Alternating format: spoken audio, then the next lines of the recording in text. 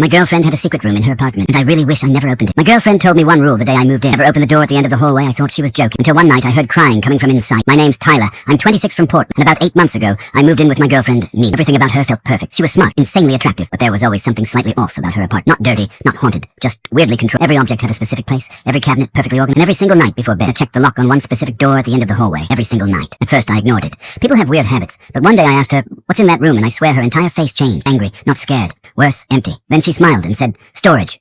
Don't ever open it." And somehow the way she said it made my stomach hurt. A few weeks passed. Life stayed normal, mostly, but weird little things started happening. Sometimes I'd wake up at 3 a.m. and Nina wouldn't be in bed. I'd find her sitting outside that locked room in complete darkness, just sitting there, silently. One night I asked her what she was doing, and she whispered, "Listening." I laughed because I thought she was messing with me. She didn't laugh back. Then things got worse. I started hearing noises. Soft scratching, little thumps, almost like someone moving furniture. But every time I mentioned it, Nina blamed the old pipes, the building settling, anything except the obvious. One night I finally lost it. I said, "If there's someone in that room, I need to know." And she got furious. Not normal, angry. Terrified, angry. She grabbed my arm so hard it actually hurt and said, "You promised me, never open that door." That should have been my sign to leave. But curiosity is dangerous, especially when someone tells you not to look. 3 days later, Nina left town for work, just overnight. Before leaving, she looked at me seriously and said, "Don't go near the hallway." Who even says that? The second she left, I tried to ignore it. Watched TV, played Xbox, tried sleeping, but around midnight, I heard it crying. Not loud, soft, like someone trying not to be heard, coming directly from the locked room. Every hair on my body stood up. I grabbed my phone flashlight and walked into the hallway. Crying stopped immediately. Silence. Then 3 knocks came from inside the room. I froze. My brain was screaming to run, but instead, I grabbed the doorknob, locked. Then I noticed something horrifying. The lock wasn't on the outside. It was designed to lock from the inside,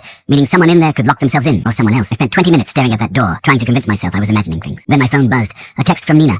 "Don't open it." My blood went cold. I never told her I was near the room. I slowly looked around the apartment. No cameras, no microphones, nothing. Then another text came through. "Seriously, Tyler, walk away at that point. I should have left, called the cops, something." But curiosity had already won. So I grabbed a screwdriver from the kitchen and removed the doorknob. The second the latch clicked open, the smell hit me first. Not death, not rot, just old air. Like the room had been sealed for years. My flashlight shook in my hand as I opened the door, and at first the room looked empty. Just darkness. Concrete walls, a mattress on the floor. Then my flashlight moved to the corner, and I saw her. A woman curled up against the wall, staring directly at me. She looked exactly like Nina. Exactly same eyes, same face, same voice. When she whispered, "You weren't supposed to see me," I physically stumbled backward. My brain couldn't process it. Twin sisters. What the hell was happening? Then the woman stood up slowly and said, "Which version did you meet?" "Version. Not sister, not twin version." I started panicking and asking questions. The woman looked terrified. Then she said something I'll never forget. "Nina locks me in here when she becomes the other one." I thought she was insane, until she pointed at the wall. Scratched into the concrete were hundreds of tally marks, and one sentence repeated over and over. "Don't let her out when she smiles." Right then, I heard the apartment door unlock. Nina was home. Impossible. She wasn't supposed to be back until morning. Footsteps moved slowly down the hallway, and the woman in the room suddenly started shaking, terrified. Then she whispered, "Please don't let her see me awake." The hallway light turned on, and Nina appeared smiling, but it wasn't normal. It looked forced wrong somehow. Then she saw the open door, and her smile disappeared instantly. The apartment went dead silent. Nina looked at me, then at the woman behind me, then back at me, and calmly said,